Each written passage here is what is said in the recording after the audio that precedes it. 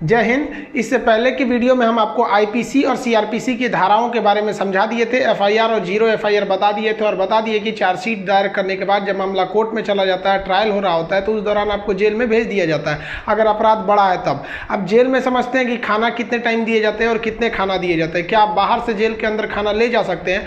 और क्या उम्र कैद 14 साल की होती है और जेल में एक दिन 24 घंटे का न होकर क्या 12 घंटे का होता है? और फांसी की सजा सुनाते दौरान जज कलम क्यों तोड़ देता है? और फांसी से पहले कौन कौन सी ऐसी इच्छाएं हैं जिसे आखिरी ख्वाहिश समझ के पूरी की जा सकती है? देखिए, जो जेल होता है वो राज्य सरकार के अधीन काम करता है और जेल की जो पुलिस होती है वो नॉर्मल पुलिस से अलग होती है। ये इसका प्रशासन पूरी तरह इस जेल प्रशासन के अंदर होता है। इसमें बहुत कम पुलिस वाले होते हैं, जो ज़्यादा मिलेंगे आपको बाहर ही। अंदर पुलिस वाले बहुत कम मिलते हैं। अंदर का जितना काम होता है वो कैदी ही करते हैं। कैदी जब शुरू में जाते हैं तो उन्हें नंबर नहीं दिया जाता है। हाँ, जब उनकी सजा मुकर्रर कर दी जाती है, ज़्यादा दिन की सजा है, तब उन्हें नंबरदार बना दिया जाता है। ऐसे आप जाइएगा 10 दिन 14 दिन के लिए तो नंबर नहीं बनाएगा, ऐसे ही छोड़ देगा। यही कपड़ा पे छोड़ देता है, कपड़ा भी नहीं देगा आपको अलग से। लेकिन हाँ, अगर ट्रायल लंबा चलने वाला आपका तब आपको नंबर देगा और आपको बैरक बताएगा किस बैरक में। उसमें कई बैरक होते हैं, यानी सेक्शन होते हैं। मतलब खतरनाक वाले को किस साइड में रखना है, जो नॉर्मल आया है पता है, जेलर को पता है कि भाई सब ये आया अभी 7 दिन में चल जाएगा, तो उसको दूसरे बैरक में रखता है। जेल में नाश्ता खाना सब तीनों टाइम मिलाकर हर अलग अलग राज्यों में अलग अलग खर्च किए जाते हैं कैदियों के ऊपर। अगर भारत के आप टोटल राज्यों को लेंगे तो पर डे एक कैदी के ऊपर लगभग 52 रुपए का खर्च आता है, ये जेल मेन्यू के हिसाब से। जेल में जो नाश्ता दिया जाता है, सुबह 7 बजे नाश्ता आ जाता है, जिसमें एक चाय का रहना कंपलसरी है। चाय के अलावा आपको कभी चना दिया जाएगा, कभी परोटी, ब्रेड, बिस्किट वगैरह दे सकता है या दलिया दे सकता है। ये सब बिस्किट वगैरह ये अंदर ही बनता है जेल के, काफ़ी अच्छा होते हैं सब। नाश्ता तो कम से कम ठीक देते हैं सब। वो दोपहर का लंच 11 से 12 बजे तक आ जाता है। लंच में अगर आप देखेंगे तो रोटी चाट हो रहेगी और आपको थोड़ा सा चावल और दाल दिया जाएगा। सब्जी कोई भी मौसमी सब्जी हो सकती है। दाल इतना रहेगा कि वो पानी की तरह पतला रहेगा दाल। आपको इस पे एकदम हल्का खाना दिया जाता है। रात का खाना भी दिन के खाने के समय सेम रहता है, बट रात के वक्त में चावल आपको नहीं दिया जाता है। रोटी जो दे दिया जाता है वो 6 दे देते हैं, चावल नहीं दिया जाएगा। दाल और सब्जी नॉर्मल टाइप की सब्जी रहती है, जिससे खा के आप बीमार न पड़े। रात का खाना जो है ना वो शाम 5 बजे रेडी हो जाता है। आपका मन उसी टाइम खाइए या रात 9 बजे खाइए, उससे मतलब नहीं है, वो वहीं दे देगा। रात में खाइएगा तो आपको कोई गर्म करके देने वाला नहीं है, क्योंकि कैदी ही इस खाने को बनाए रहते हैं। इस खाने को जानबूझ के इतना हल्का रखा जाता है, तेल नमक मसाला मतलब एसिडिक चीज नहीं रखा जाता है, मतलब एकदम सादा दिया जाता है ताकि आप बीमार ना पड़े। क्योंकि जेल के अंदर जो हॉस्पिटल होता है बहुत नॉर्मल होता है, थोड़ी बड़ी चीज का इलाज हो सकता है। जेल के अंदर तो कई बार ऐसा होता है कैदियों को खाना सूट कर जाता है, आते हैं दुबला पतला मोटा के चले जाते हैं कई सौ कैदी यहाँ से। देखिए, जेल के अंदर उसका अपना कैंटीन भी होता है, जहाँ से आप अपने जरूरत की चीजों को खरीद सकते हैं। जैसे मान लीजिए किसी को एक्स्ट्रा खाना खरीदना है तो वो एक्स्ट्रा ले सकता है। उसे लिखवाना पड़ेगा कि भाई जेलर साहब से कि भैया हमको इतना में पेट नहीं भर रहा, हमको 12 को रोटी दीजिए, तो उसको दे देगा, खाना एक्स्ट्रा दे सकता है।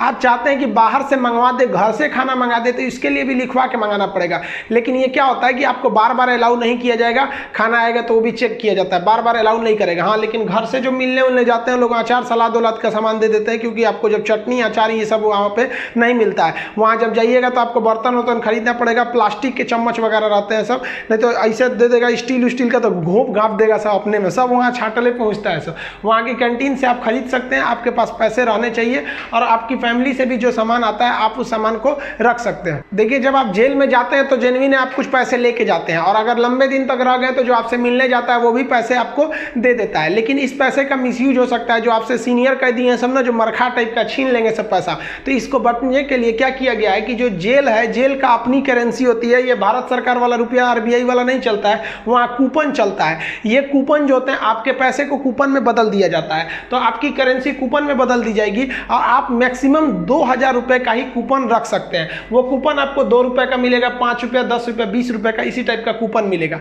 ये आपको दिया जाएगा। अब इस पे ना एक विशेष कोड किया जाता है कि भाई आप ही के नंबर का ये रहेगा, आप ही के नाम का, तो दूसरा कोई इसको चला नहीं सकता है कैंटीन में ले जाकर। इसलिए इससे आप आराम से बच सकते हैं। ये रखेगा तो कोई भी चला सकता है। और 2000 से ज्यादा आप नहीं रख सकते हैं कैश। अगर कैश पकड़ा गया तो जब्त कर लिया जाता है और आपकी सजा भी बढ़ा दी जाती है। हालांकि बहुत से पहुंचने जो जान पहचान वाले कैदी होते हैं सब सीनियर, बहुत व्यवहार बना लेते हैं सब, अंदर बहुत सारी सुविधाएं ले लेते हैं सब। मोबाइल अलाउ नहीं है, फिर भी अंदर मोबाइल मिल जाता है। जेल में आप जाके मिल भी सकते हैं, आप परिजन हैं तो भी मिल सकते हैं, आप उसके मान लीजिए दोस्त यार कुछ भी आप जाके मिल सकते हैं। मिलने के लिए आपको 2-3 चीजें चाहिए। आपको पहले उस कैदी का नाम पता होना चाहिए, पिता का नाम और किस जेल नंबर में है। इसके लिए आप ऑनलाइन फॉर्म भर देंगे तो आपको नंबर वेट नहीं करना पड़ेगा, नहीं तो वहाँ जाइएगा तो ऑफलाइन में 15 रुपये का पर्ची कटाइएगा तो 3-3 घंटा तो पहले आप ही को लाइन में खड़ा कर देगा और तब आपको मिलाएगा। आप ऐसे बाहर खड़े रहेंगे, अंदर कैदियों का ही एक कमरा होता है, अंदर से उसमें घुसा दिया जाता है, वो अंदर रहते हैं, आप बाहर रहते हैं। यहाँ आप बात कर सकते हैं, यहाँ CCTV रिकॉर्डिंग वगैरह नहीं होता है। यहाँ आप सामान भी दे सकते हैं, बाहर के जो सिपाही खड़े रहते हैं कि अंदर जाके उस कैदी को दे दीजिएगा, ये सामान चेक करेंगे, अच्छा ठीक ठाक रहेगा तो दे देंगे, अगर इलीगल रहेगा तो ये लोग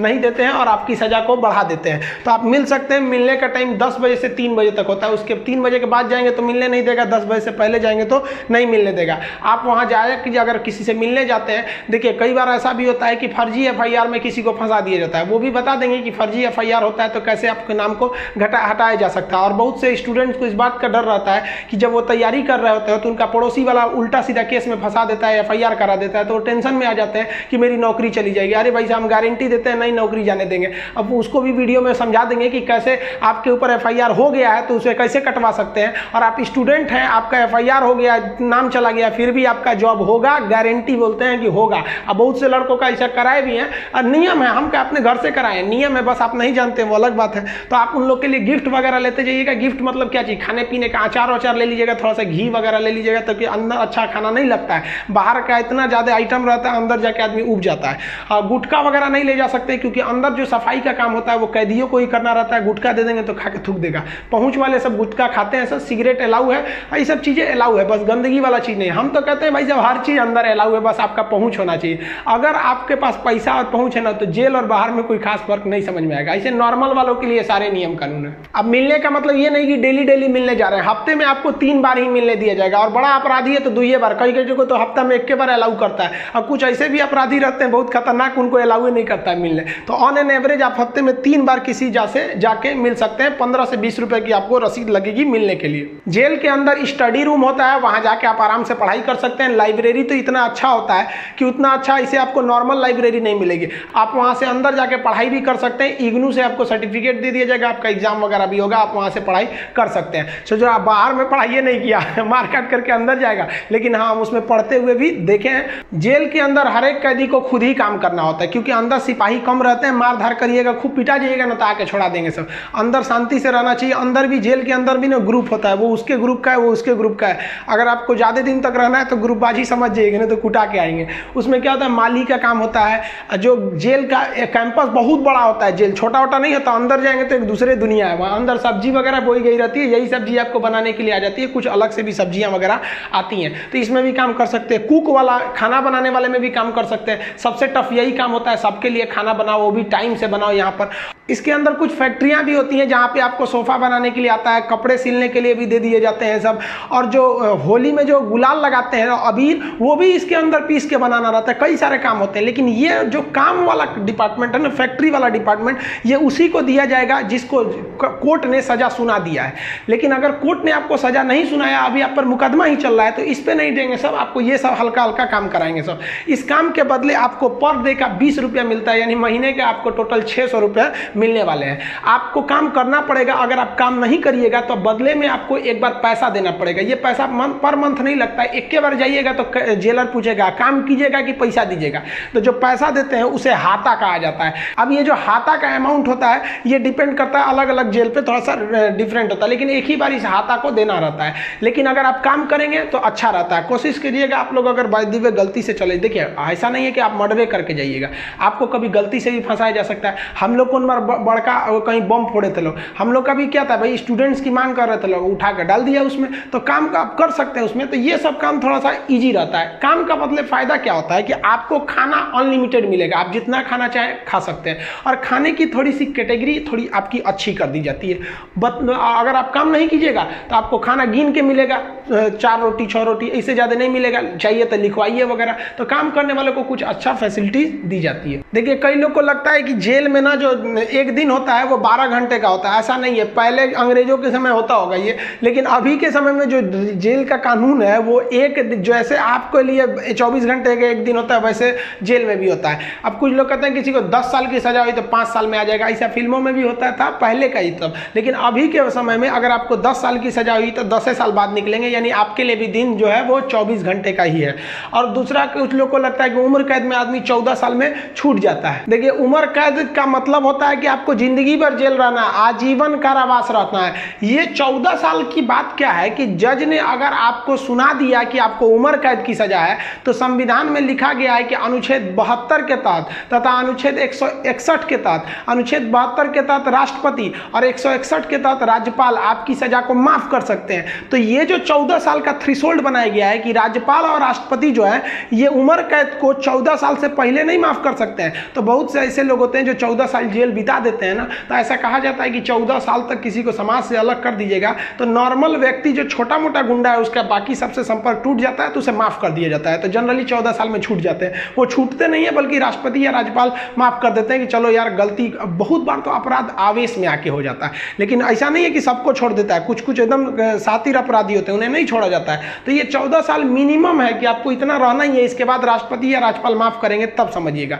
अब एक चीज देखेंगे कि जब जज जो होता है जब फांसी की सजा सुनाता है तो दो चीजें इस पे ध्यान दीजिएगा। फांसी की सजा सुनाने के बाद वो स्याही को, कलम को तोड़ देता है। वो इस बात का संकेत है कि अब हम आपके ये जो फांसी की सजा सुना दिए हैं ना, हम जज होने के बावजूद भी अब इसमें कुछ बदलाव नहीं कर सकते। यानी ये कलम अब मेरी किसी काम की नहीं रहेगी, क्योंकि हम ये कलम रहने के बावजूद आपकी सजा में अब कुछ चेंजिंग नहीं कर सकते। इसलिए जज को बड़ा सोच समझ के फांसी की सजा सुनानी पड़ती है और तोड़ देता है। ये तोड़ने की प्रक्रिया एक संकेत है, ऐसा नहीं है कि उसमें तो दूसर कलम से नहीं लिख देगा। ये केवल एक दिखाने के लिए संकेत होता है। कैसे दुल्हा जाता है तो एक परछावना होता है उसका, वैसे एक तरह से समझिए। तो ये और इस पे लिखा जाता है टू हैंग टिल डेथ, लटकाओ तब तक जब तक मर न जाए। क्योंकि इतिहास में एक बार घटना हुई थी, एक जज साहब ने फैसला सुना दिया था कि इस अपराधी को फांसी पर लटका दिया जाए। अब जब उसे लटकाया गया तो कहा जाता है कि वकील जो था वहां पे ऑब्जेक्शन कर दिया कि लटका दिए, अब हटा दीजिए, क्योंकि आपने ये कहा है कि लटकाया जाए तब तक जब तक ये मर न जाए। अब तो लटकाने का फैसला दिए थे, फांसी पर लटक गया, आप जल्दी उतारिए। इस तरह की एक कई सारे पहले के मिथ हैं। अब इसके 100% सत्यता की हम गारंटी नहीं लेते हैं, क्योंकि ऐसी कहानियां बहुत हैं। तो वो लिख देता है कि हैंग टिल डेथ, तब तक लटकाइए जब तक ससुरा मर नहीं जाता है। तो फांसी की जब सजा दी जाती है तो जल्लाद जब सजा दे देता है तो वहां एक मजिस्ट्रेट रहते हैं, एक डॉक्टर रहता है और जेल सुप्रिटेंडेंट रहता है। फांसी पे लटके ही रहिएगा, डॉक्टर चेक करेगा, ससुरा अभी बचल है, छोड़ दो, अभी 10 मिनट और छोड़ दो। तब तक डॉक्टर नहीं कह देता, जब तक कि मर नहीं गए तब तक आपको लटकैले रह जाएगा। फांसी जो है वो अक्सर मॉर्निंग में ही दी जाती है, क्योंकि जेल प्रशासन के ऊपर सबसे बड़ी जिम्मेदारी फांसी की होती है। वो सुबह सुबह इसे निपटा देना चाहता है, और सुबह के समय जनता मीडिया भी उतने ज़्यादा एक्टिव नहीं होती है। खैर ये सेकेंडरी वजह होता है। फांसी घर में जब कैदी को लाया जाता है तो जल्लाद इस कैदी का चेहरा नहीं देख पाता है, क्योंकि पुलिस पहले ही उसके चेहरे को काले कपड़े से ढक देते हैं। जल्लाद जो होता है उसे काले कपड़े में पहना के फिर फांसी पर लटकाता है। इसे कपड़े ढकने का एक और रीजन है कि जब फांसी लगाई जाती है, किसी को फांसी दिया जाता है, तो उसके आंख वगैरह काफ़ी मतलब तड़पता है, तो एक होता है ना कि थोड़ा सा खराब लगेगा उस वजह से। तो यहाँ पर जो जल्लाद होता है इसे पहले ही, इसको फांसी लगाने से पहले इसके कपड़ा ढक के इसको लटका दिया जाता है। लटकाने से पहले इसे जब फांसी देना होता है तो उससे पहले इससे पूछी जाती है आखिरी ख्वाहिश। यहाँ वो अपने पसंद का खाना खाने को कह सकता है, अपने रिश्तेदारों से मिल सकता है, या कोई धार्मिक ग्रंथ कह सकता है कि हम उसको पढ़ना चाहते हैं। इससे ज़्यादा उसकी कोई ख्वाहिश नहीं पूरी की जाएगी। ऐसा नहीं कहेगा कि हमको मर्सिडीज में घुमा दीजिए, ये मरने वाला होता है, इसकी ख्वाहिश क्या बची रहती है। इन सबको तो अपने तबीयत खराब हो जाता है। जब इसके कपड़े में जल्लाद जब फांसी देने जाता है तो इसके कान में कहता है कि मुझे तुम माफ़ करना, मतलब ये हमारी ये तो मजबूरी थी, भगवान के लिए मुझे माफ़ कर दो, या अल्लाह के लिए मुझे माफ़ कर दो, तुम्हें अपने भगवान का वास्ता, जिस धर्म का ये अपराधी है। क्योंकि भाई इसमें कैद, ये जो जल्लाद का, इसका क्या दिक्कत है? इसको तो जज ने जो आदेश दिया वो इसको पालन करना है। फांसी के बाद इसके जो बॉडी होती है वो पोस्टमार्टम के लिए भेज दिया जाता है, फिर घर वालों को दे दिया जाता है। आप जिस धर्म के हैं उस धर्म के हिसाब से इनका अंतिम संस्कार आप कर लीजिए। आई होप आप जेल मेनू समझ गए होंगे। नेक्स्ट वीडियो में बता देंगे कि फर्जी FIR से कैसे बचा जा सकता है। मिलेंगे नेक्स्ट वीडियो में, तब तक के लिए जय हिंद।